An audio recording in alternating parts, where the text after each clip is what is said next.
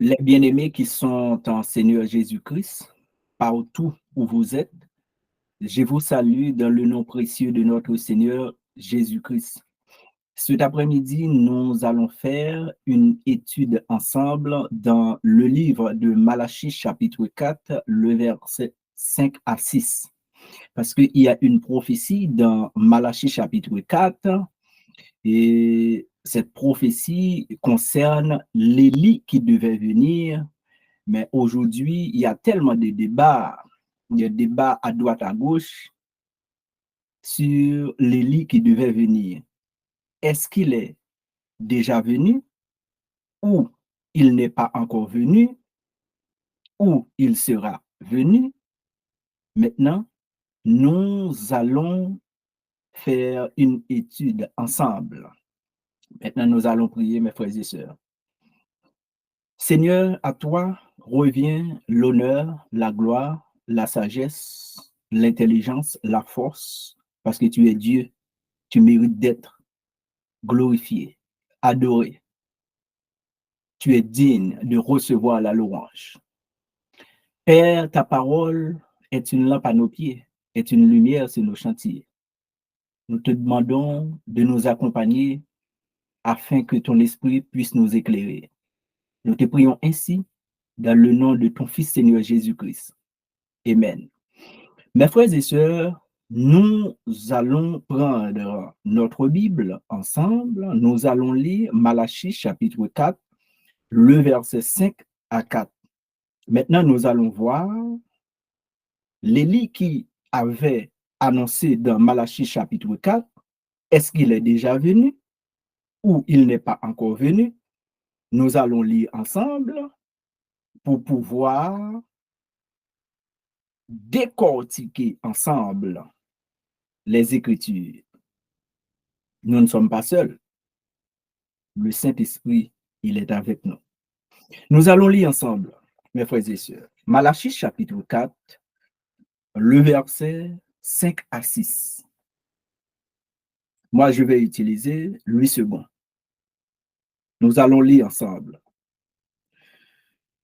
Malachie 4, le verset 5 à 6. Voici, je vous enverrai Élie, le prophète. Avant le jour de l'Éternel arrive, ce jour grand et redoutable. Il ramènera le cœur des pères à leurs enfants et le cœur des enfants à leurs pères, de peur que je ne vienne frapper le pays d'Éthédie. C'est une prophétie qui a été annoncée par la bouche du prophète Malachie et je pense que c'est le seul passage, le seul texte qui annonce, ou du moins qui avait annoncé l'Élie le prophète. Et vous savez bien, l'Élie le prophète ici, il est question d'Élie qui montait au ciel, vivant. Maintenant, l'Éternel a dit, voici, je vous enverrai Élie le prophète. Élie le prophète avant le jour de l'Éternel. Si vous voulez savoir le jour de l'Éternel, vous allez lire dans Ésaïe chapitre 13, le verset 6 à 9. Ésaïe chapitre 13, le verset 6 à 9, excuse-moi, là-bas vous allez voir le grand jour de l'Éternel. Le grand jour de l'Éternel est que la deuxième venue de Jésus-Christ. Le grand jour redoutable, jour de terreur. Ce grand jour n'est autre que la deuxième venue de Jésus-Christ. Si vous voulez vérifier ça, allez dans Ésaïe chapitre 13, le verset 9 à 6. Parce que ici, le prophète Malachie annonce ici, avant le jour de l'Éternel arrive, ce jour grand et redoutable. Il ramènera le cœur des pères à leurs enfants et le cœur des enfants à leurs pères, de peur que je ne vienne frapper le pays d'Éterdie. Ça veut dire, Élie qui devait venir, il avait deux missions. Il avait une mission double. La première mission, Élie qui devait venir, il ramènera le cœur des pères à leurs enfants. Ça, c'est la première mission. La deuxième mission est le cœur des enfants à leur père. Ça, c'est la mission d'Élie qui devait venir. Maintenant, aujourd'hui, il y a tellement de débats à gauche, à droite. Certains disent que c'est Jean-Baptiste, d'autres disent que c'est Jésus, d'autres disent que c'est William Mario Branham, d'autres disent que Élie n'est pas encore venu. Il y a des gens qui disent que non, nous ne connaissons pas qui va venir. Seulement, on annonce le prophète qui va venir. Mais ici, l'Éternel est en train de parler de la puissance d'Élie le prophète. L'esprit qui était dans Élie le prophète. Maintenant, lorsque l'esprit là va reposer sur un homme qui va accomplir cette mission, c'est Élie le prophète qui a le venir. Maintenant, dans Malachie chapitre 4, le verset 5 à 6, dans cette prophétie-là concerne deux hommes différents. Deux hommes différents. Cette prophétie-là. Regardez mes frères. Voyez. Voici, je vous enverrai Élie le prophète avant que le jour de l'Éternel arrive. Il ramènera le cœur des pères à leurs enfants et le cœur des enfants à leurs pères, de peur que je vienne frapper le pays d'interdit. C'est la mission d'Élie. Mais n'oubliez pas, cette prophétie concerne deux personnes différentes. Maintenant, nous allons lire Malachie chapitre 3, le verset 1er. Malachie chapitre 3, le verset 1er. Tenez vos Bibles à la main. Voici, j'enverrai mon messager, il prépare le chemin devant moi. Et soudain entrera dans son temple le Seigneur que vous cherchez. Le Seigneur que vous cherchez. Et le messager de l'alliance que vous désirez, voici, il vient, dit l'Éternel des armées. Cette prophétie, ici dans Malachie chapitre 4, le verset 5 à 6, concerne deux personnes différentes. Nous allons voir. Qui est l'Élie qui devait venir? L'Élie qui devait venir n'est autre que Jean-Baptiste. N'est autre que Jean-Baptiste. C'est l'Élie qui devait venir, Jean-Baptiste. Maintenant, l'Élie qui devait venir aussi, la puissance qui va reposer sur un autre homme avant ce grand jour redoutable, le jour de colère, le jour de vengeance, ce n'est pas Jean-Baptiste. Ne soyez pas dans la confusion. L'Élie qui devait venir n'est autre que Jean-Baptiste, parce que Jean-Baptiste avait deux missions. La première mission, il ramènera le cœur des pères à leurs enfants et le cœur des enfants à leurs pères. C'est la mission de Jean-Baptiste. C'est tout. Mais cette personne-là maintenant, qui va rétablir toutes choses, ça ne concerne pas le prophète Jean-Baptiste. Maintenant, si j'ai dit l'Élie qui devait venir, c'est Jean-Baptiste, nous allons voir ça dans le Nouveau Testament, avec la déclaration de Jésus, avec la confirmation de Jésus. Nous allons lire ensemble Matthieu chapitre 11. Tenez vos Bibles à la main. Matthieu chapitre 11. Nous allons lire ensemble le verset 10 à 13. Matthieu chapitre 11, verset 10 à 13. Matthieu chapitre 11. Bon, nous allons commencer au verset 7. Nous allons commencer au verset 7 pour arriver au verset 14e. Matthieu chapitre 11. Nous allons commencer au verset 7. Juste pour pouvoir comprendre exactement ce que le texte dégage ici. Matthieu chapitre 11, le verset 7. Comme il s'en allait, Jésus se mit à dire à la foule au sujet de Jean, au sujet de Jean-Baptiste. Qu'êtes-vous allé voir au désert? Un roseau agité par le vent? Verset 8. Mais qu'êtes-vous allé voir? Un homme vêtu d'habits précieux? Voici, ceux qui portent des habits précieux sont dans les maisons des rois. Qu'êtes-vous donc allé voir? C'est la question de Jésus. Un prophète. Jésus dit oui, oui, vous dis-je. Et plus qu'un prophète. Le verset 10. Car c'est celui dont il est écrit, voici j'envoie mon messager devant ta face. J'ai lu pour vous Isaïe, excuse-moi, Malachie, chapitre 3. J'envoie mon messager. J'enverrai mon messager. Ici, regardez dans Matthieu chapitre 11, ici le verset 10. Le messager n'est autre que Jean-Baptiste. L'Élie qui devait venir n'est autre que Jean-Baptiste. Jésus, maintenant, est en train de parler ici de Jean-Baptiste. Le verset 10, car c'est lui dont il est écrit, voici, j'envoie mon messager devant ta face pour préparer ton chemin devant toi. Le verset 11, je vous le dis en vérité, parmi ceux qui sont nés de femmes, il n'en a point paru de plus grand que Jean-Baptiste. Cependant, le plus petit dans le royaume des cieux est plus grand que lui. Le verset 12. Depuis le temps de Jean-Baptiste jusqu'à présent, le royaume des cieux est forcé, et ce sont les violents qui s'en emparent. Le verset 13. Car tous les prophètes et la loi ont prophétisé jusqu'à Jean. Le verset 14 pour terminer. Et si vous voulez le comprendre, c'est lui qui est l'Élie qui devait venir. Le verset 14. C'est Jésus qui confirme ça ici. C'est la confirmation de Jésus-Christ. C'est lui qui est Élie qui devait venir. Dans Malachie chapitre 4, ça veut dire cette prophétie est accomplie lorsque Jean-Baptiste est apparu sur la scène. Cette prophétie est accomplie. C'est lui qui est l'Élie qui devait venir. C'est lui le messager.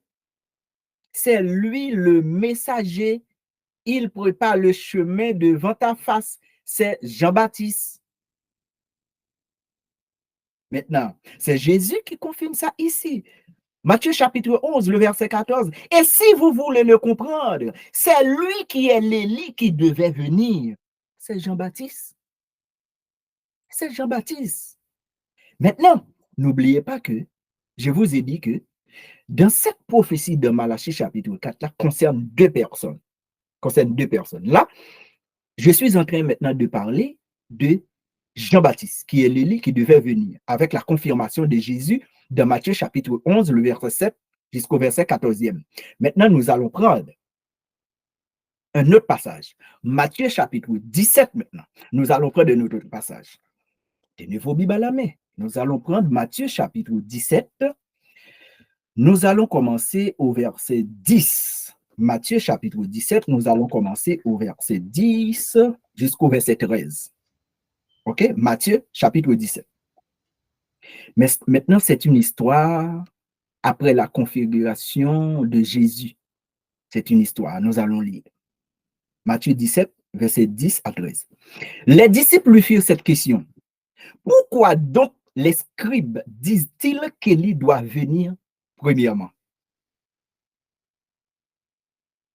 Le verset 11, il répondit, il est vrai qu'Élie doit venir et rétablir toutes choses. Voyez bien le verset 11. Le verset 11. Le verset 11. C'est un texte profond. Le verset 11. Regardez. Il répondit, il est vrai qu'Élie doit venir et rétablir toutes choses. Et qui va rétablir toutes choses? Ce n'est pas Jean-Baptiste, c'est Jésus-Christ. Voyez? Qui va rétablir toutes choses? Ce n'est pas Jean-Baptiste, c'est Jésus-Christ. Maintenant, nous allons voir.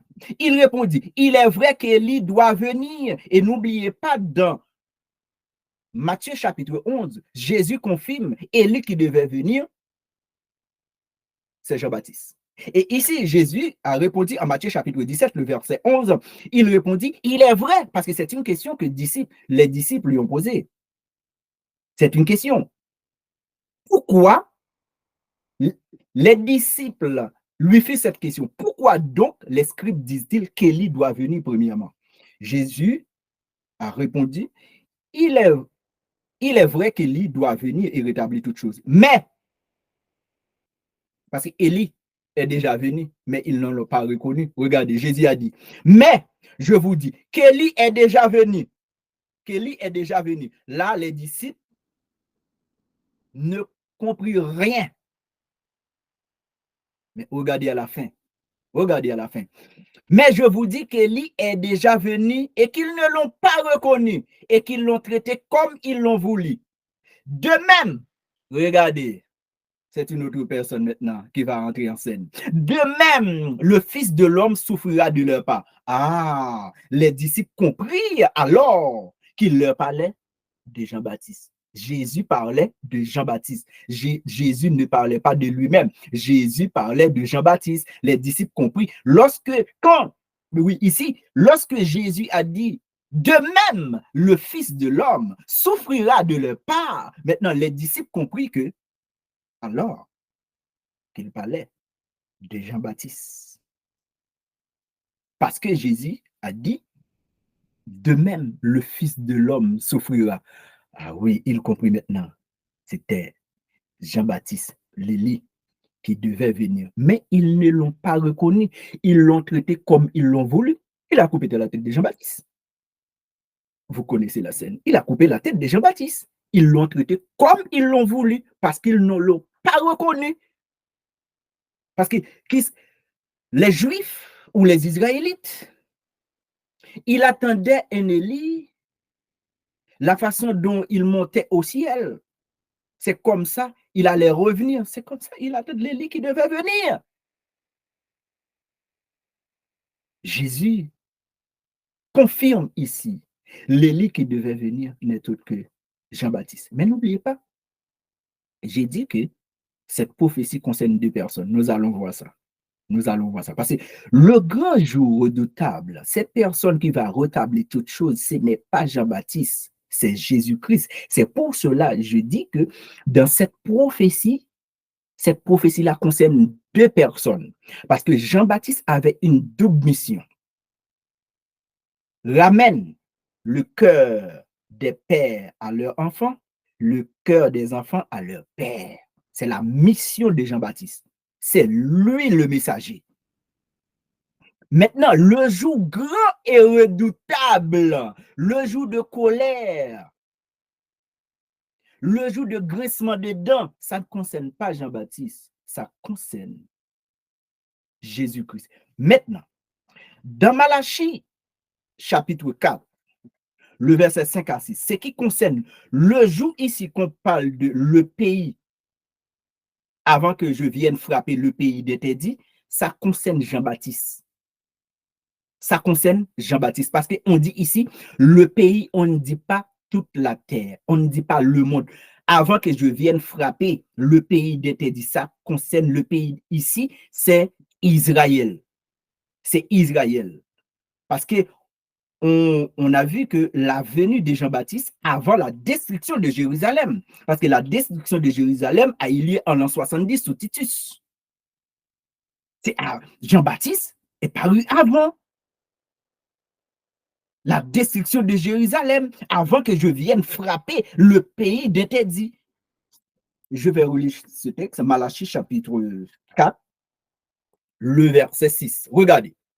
Il ramènera le cœur des pères à leurs enfants et le cœur des enfants à leurs pères, de peur que je vienne frapper le pays d'interdit. Ici, le pays d'interdit, ici, c'est Israël. Ce n'est pas toute la terre, c'est Israël. C'est Israël. Ce n'est pas toute la terre. Ce n'est pas encore le grand jour redoutable, le jour de grincement des dents. Non, ce n'est pas le grand jour redoutable. Ici, de peur que je vienne frapper le pays ici, c'est Israël. Ça veut dire, Jean-Baptiste maintenant, Jean-Baptiste est paru avant que l'Éternel vienne frapper le pays d'interdit ici. Maintenant, c'est en l'an 70 avec Titus. Maintenant, ce grand jour redoutable, cette personne qui va rétablir toutes choses, elle est là, qui va revenir. Ah, attention. Là, on n'est pas en train de parler de Jean-Baptiste. Maintenant, on va parler de Jésus-Christ. Parce que cette prophétie concerne aussi Jésus-Christ, comme je l'ai dit tantôt. Maintenant, nous allons lire ensemble Marc chapitre 9. Nous allons voir. Marc chapitre 9. La Bible va parler. Marc chapitre 9. Nous allons commencer au verset 11. Marc chapitre 9. Moi, j'utilise toujours le second. Marc chapitre 9, le verset 11. Je vais lire pour vous. Marc chapitre 9. Les disciples lui firent cette question. Pourquoi les scribes disent-ils qu'il faut qu'Élie vienne premièrement? C'est la même histoire racontée dans Matthieu chapitre 17. Mais regardez la réponse de Jésus. Ce que Marc rapporte ici est différent de ce que Matthieu a raconté. Regardez la réponse de Jésus. Parce que je vous ai dit que la prophétie concerne deux personnes. Mais ce n'est pas d'Élie. Non, non. Je ne suis pas en train de d'Élie. Parce qu'il y a un seul esprit. Un seul esprit. Maintenant, nous allons voir. Marc chapitre 9, le verset 11. Les disciples lui font cette question. Pourquoi les scribes disent-ils qu'il faut qu'il vienne premièrement? Jésus va répondre. Il leur répondit. Élie viendra. Oh, voilà. Voilà. Voilà. Maintenant, la transfiguration, c'est une histoire après la transfiguration de Jésus. Or, dans Marc chapitre 6, Jean-Baptiste est déjà mort. Jean-Baptiste est déjà mort. Et Jésus répond ici, il leur répondit, Élie viendra. Oh non, maintenant ici, ce n'est pas Jean-Baptiste.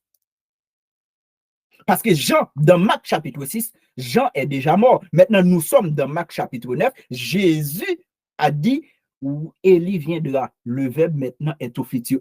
Élie viendra. Parce que pour ce jour redoutable, ce jour de colère, ce jour de grincement de dents, celui qui va rétablir toutes choses, ce n'est pas Jean-Baptiste. Élie maintenant qui doit venir ici, c'est Jésus. C'est la puissance d'Élie. C'est l'esprit qui était sur Élie. Mais ce n'est pas Élie physiquement de la chair. Ici, on ne parle pas maintenant de Jean-Baptiste. Regardez, parce que les disciples, ils sont intelligents. Ils sont intelligents. Ils posent la question ici. Pourquoi les disciples font cette question, mais pourquoi les scribes disent-ils qu'Élie vienne premièrement? Il leur répondit, Élie viendra premièrement et rétablit toutes choses. Mais qui va rétablir toutes choses? C'est Jésus-Christ, ce n'est pas Jean-Baptiste. Il va rétablir toutes choses. C'est Jésus-Christ. Nous allons continuer. Et oui, il leur répondit, Élie viendra premièrement et rétablit toutes choses. Et pourquoi est-il écrit du Fils de l'homme qu'il doit souffrir beaucoup et être méprisé? Ah, voilà.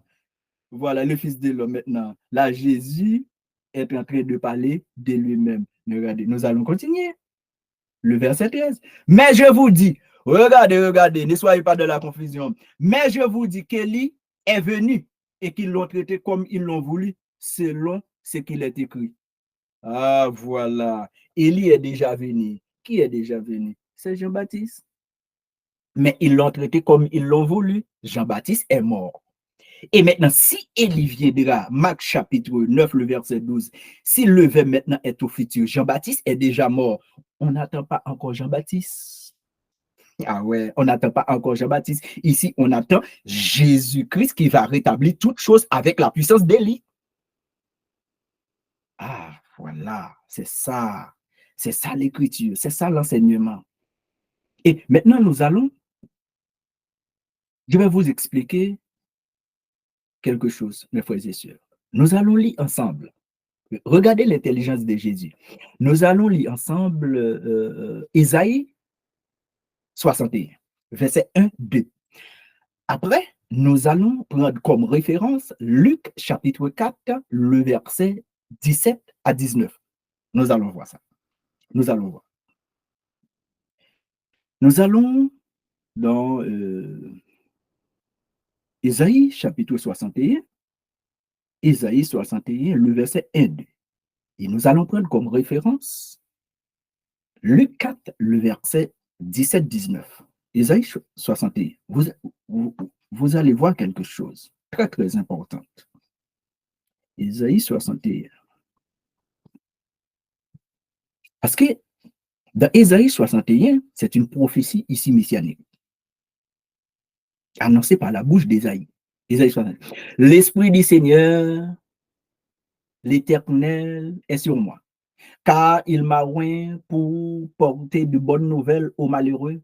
Il m'a envoyé pour guérir ceux qui ont le cœur brisé, pour proclamer aux captifs la liberté et aux prisonniers la délivrance. Le verset 2.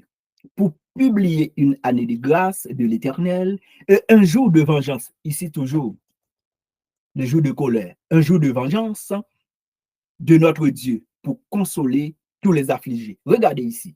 Ça, c'est Ésaïe 61, le verset 1, 2. Maintenant, dans Luc chapitre 4, pour la première fois, Jésus rentre de la synagogue des Juifs. Jésus va lire. On a lui remis le rouleau. Il est en train de chercher là où il est écrit cette portion d'écriture. Nous allons lire. Luc chapitre 4. La Bible va parler. Luc chapitre 4, le verset 17. Le verset 17 à 19. Luc chapitre 4. Et regardez Ésaïe chapitre 61. Nous allons faire une comparaison. Vous allez voir, Jésus arrête après une virgule et non pas un point.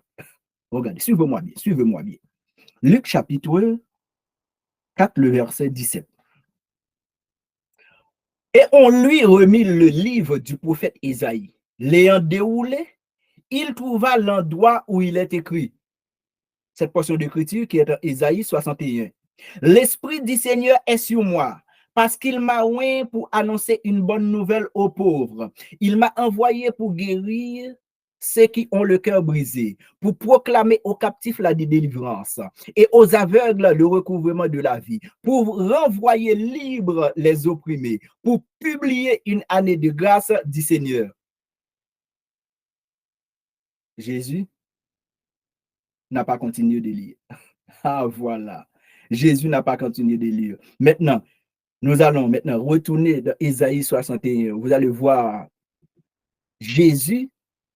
Qu'est-ce que Jésus n'a pas dit de cette portion d'écriture qui a été déjà annoncée par la bouche d'Ésaïe? Regardez, au verset 2.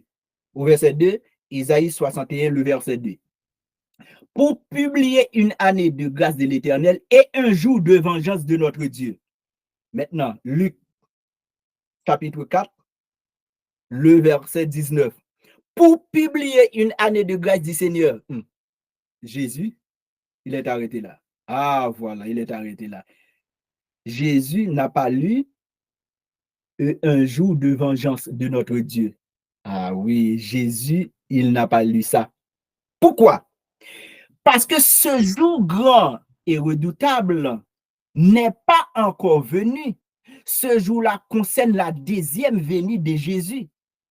Ce jour grand et redoutable, ce jour de vengeance-là concerne la deuxième venue de Jésus. C'est là qu'il va rétablir toutes choses. Voilà, ça ne concerne pas ici Jean-Baptiste. C'est pour cela, regardez, dans Luc chapitre 4, le verset maintenant 20, ensuite, il roula le livre. Jésus n'a pas lu un jour de vengeance dans Ésaïe 61. Il a seulement lu pour publier une année de grâce du Seigneur. Ça, c'est dans le verset 2 ici, dans le verset 19 ici, pour publier une année de grâce du Seigneur, et puis ça s'arrête là. Parce que si Jésus lit un jour de vengeance, eh bien, ça va accomplir, mes frères et sœurs, ça va accomplir.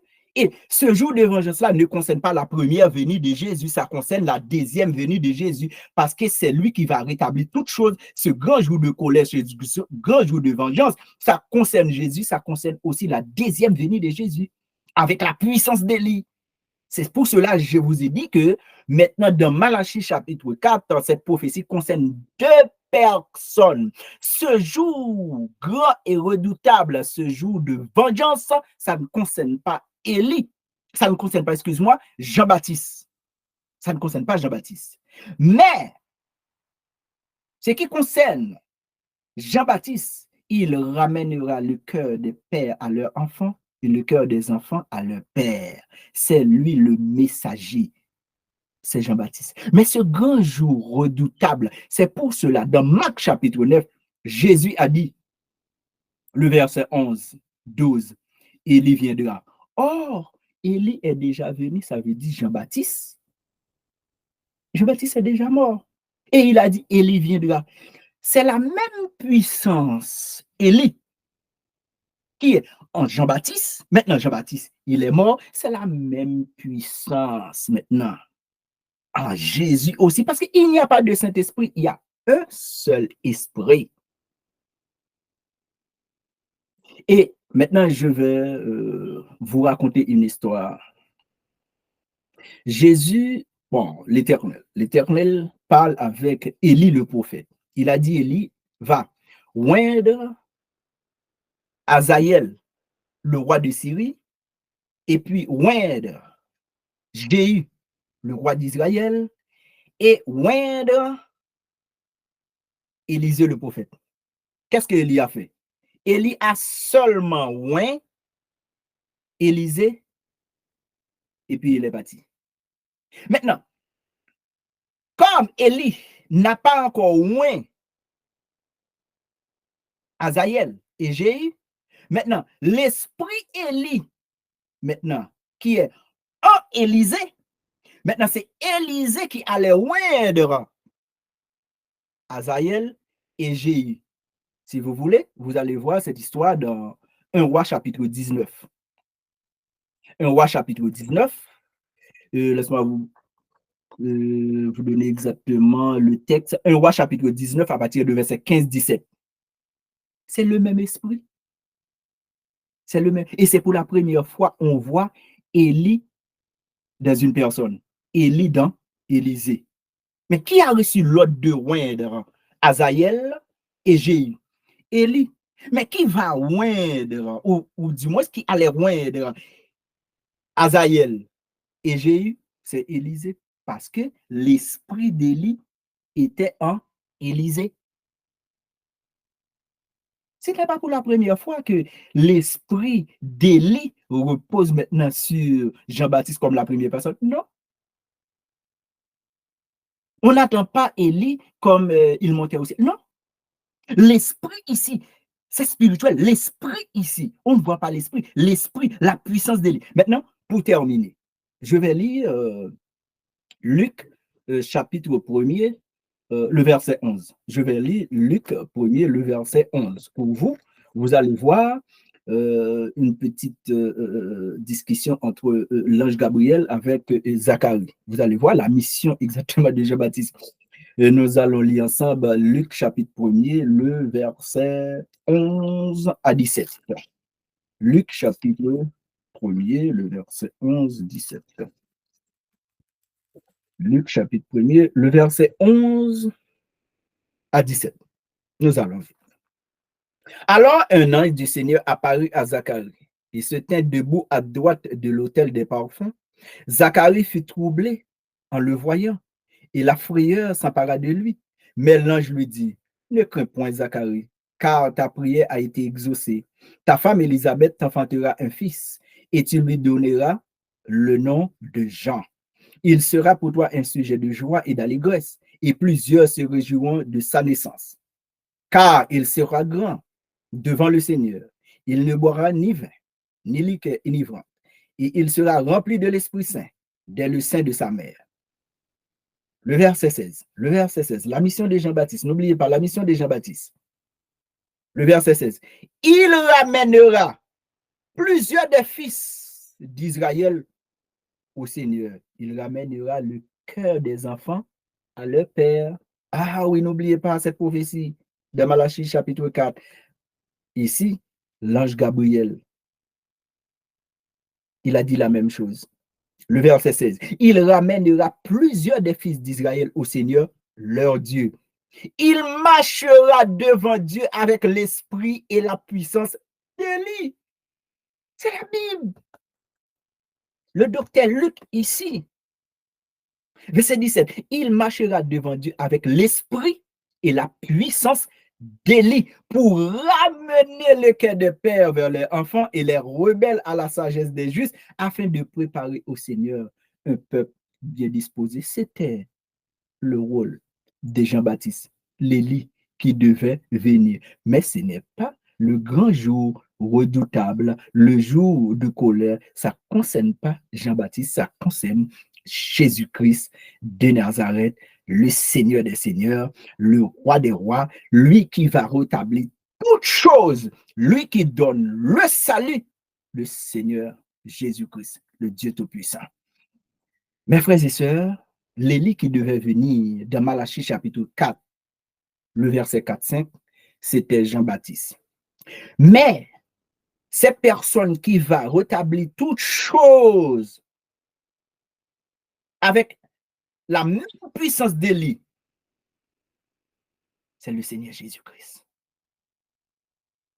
C'est un temps eschatologique. C'est le Seigneur Jésus-Christ. Que Dieu vous bénisse abondamment. Mes frères et sœurs, c'est un plaisir de nous dire bon Dieu merci. Nous avons porté étude ça pour nous montrer que Élie, qui était pour venir, pas l'autre que Jean-Baptiste. Mais prophétie ça a concerné deux personnes différentes. C'est même Jean nous montrer que dans 1 roi 17, 1 roi chapitre 19, verset 17 a continué après que l'Éternel Élie, il a une mission pour loin Azaël, pour loin Jéhu, pour loin Élisée. Il seulement loin Élisée, et puis il allait. Comme l'esprit ça, c'est même esprit ça qui descend dans Élisée, Élisée a loin Jéhu, loin Azaël. C'était même esprit ça. Et mais c'est même esprit ça, tout est gagné pour venir dans Jean-Baptiste, pour te remplir une mission, qui va préparer un chemin du Seigneur. C'est lui, c'était lui le messager, qui t'a préparé le chemin, Seigneur là. C'était Jean-Baptiste, qui t'a pour une mission, ramener petite la jeune papa, les papas jeune petite là. Mais ce grand jour redoutable, monde qui va rétablir toutes choses avant ce grand jour de colère, c'est Jésus-Christ qui est pour rétablir toutes choses. C'est pas parce que c'est des Élie qui t'est pour venir, non, non. Mais c'est la puissance d'Élie qui t'est pour reposer dans Jean-Baptiste, et c'est même la puissance ça, Élie ça qui est pour dans Jésus-Christ, lorsque Jésus-Christ donnait pour rétablir toutes choses. Que bon Dieu capable de bénir. C'était frère, c'était amis qui étaient là pour te servir. Pasteur, frère, amis qui étaient là pour servir. Parce que nous n'en chantons plus ensemble. Que bon Dieu bénisse. Seigneur, nous bénissons. Merci pour grâce au fait. Merci pour parole. Et que parole touche cœur peuple. Que parole touche cœur petit. Merci pour la parole. Merci pour lumière ça. Merci pour professeur ça qui c'est Saint-Esprit. Nous bénissons. Toujours être avec nous, Seigneur. Nous prions dans Jésus-Christ. Amen. Allez en paix. Ciao.